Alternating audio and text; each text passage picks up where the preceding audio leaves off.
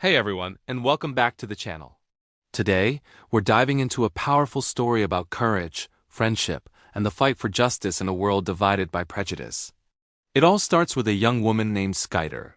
Fresh out of college, she returns to her hometown of Jackson, Mississippi, and lands a job at the local newspaper. But what she finds isn't the comfortable, familiar life she left behind. Skeeter is immediately confronted with the harsh realities of racism and the rigid expectations placed on women in the 1960s. Instead of just accepting this, she starts to see the world through a different lens, forming unlikely connections with the African American women who work as maids in the homes of her white friends and neighbors. These relationships will change not just her life, but the entire community. To really understand the world these women live in, we have to look back at history. The story of racism in America is long and deeply rooted. It began centuries earlier with the forced arrival of enslaved Africans. Even after the official abolition of slavery, the racist beliefs that were used to justify it didn't just disappear. They morphed and adapted. Following the Civil War, a new system of control emerged: segregation laws. These laws were designed to keep black and white communities separate and unequal, enforcing a brutal social hierarchy. This wasn't just about separate water fountains. It was about systematically denying African Americans their basic rights and humanity, impacting every single aspect of their lives, from where they could live to the dreams they were allowed to have. This historical context created a society where, even though slavery was technically over, African Americans were far from free. They faced systemic discrimination at every turn. Imagine trying to build a life for your family when you're denied fair housing, decent education, and good jobs simply because of the color of your skin. The story highlights the grim realities of this inequality. For instance, the healthcare system was deeply segregated and unequal, meaning African Americans often received subpar medical care, if they received any at all. Employment opportunities were severely limited, with most black women being funneled into domestic service, working long, hard hours for very little pay in the homes of white families. This wasn't just a job. It was a continuation of a power imbalance that had existed for generations. A brutal reality that trapped them in a cycle of poverty and servitude. This is where Skeeter's journey truly begins. She can't ignore the injustice she sees happening right in front of her. She decides she has to do something more than just writing housekeeping advice columns. She comes up with a dangerous and revolutionary idea: to interview the African American maids and write a book from their perspective. Her first brave step is approaching Evelyn, a wise and respected maid who has raised 17 white children. Their initial conversations are tense.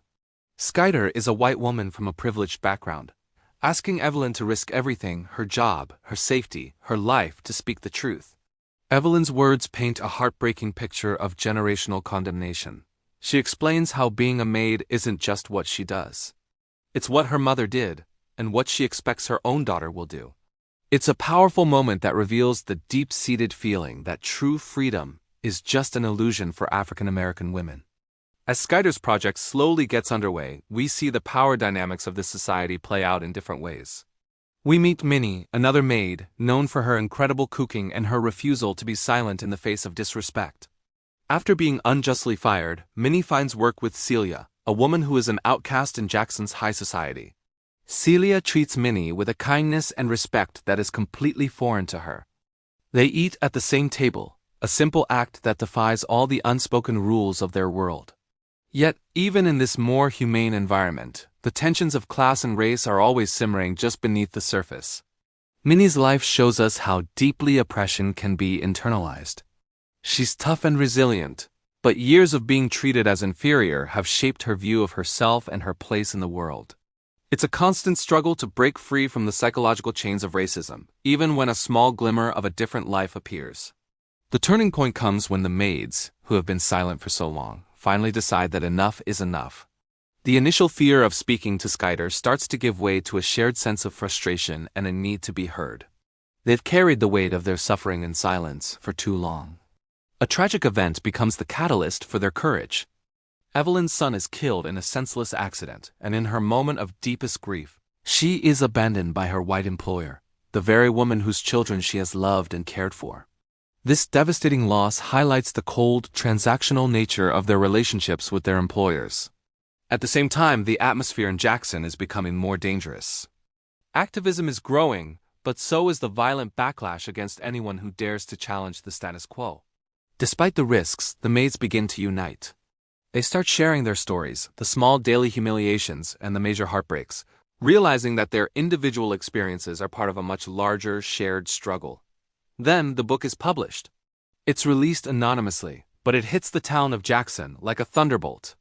The book, titled The Help, details the intimate and often ugly daily lives of the maids. It exposes the hypocrisy, the casual cruelty, and the deep-seated racism that thrives behind the closed doors of Jackson's most respectable homes. For the first time, the maids' voices are amplified, their struggles laid bare for the entire community to see. The stories spark intense reflection and discomfort.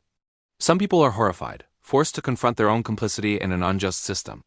Skeeter, using her privilege as a white woman, successfully becomes a conduit, giving a platform to those who had been voiceless for so long.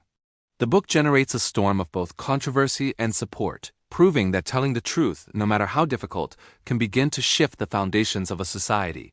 In the aftermath of the book's publication, we witness a profound transformation, especially in Evelyn. Throughout this journey, she finds her voice and her strength. In a climactic and incredibly satisfying moment, she stands up to Haley Holbrook, the story's main antagonist and the embodiment of petty, racist high society. Evelyn's act of defiance is not just personal. It's a symbolic blow against the entire oppressive system Haley represents. The solidarity of the other maids empowers her, showing her that she is not alone. This newfound strength allows her to finally break free from the cycle of fear and subservience. Of course, Haley's reaction is predictable. She represents the fierce resistance to change, lashing out in an attempt to maintain her power, but it's too late. The change has already begun.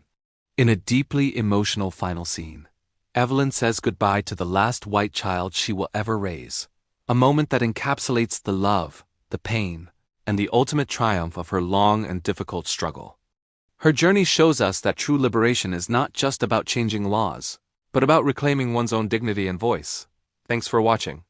If this story moved you, please hit that like button and subscribe for more deep dives into stories that matter. See you next time.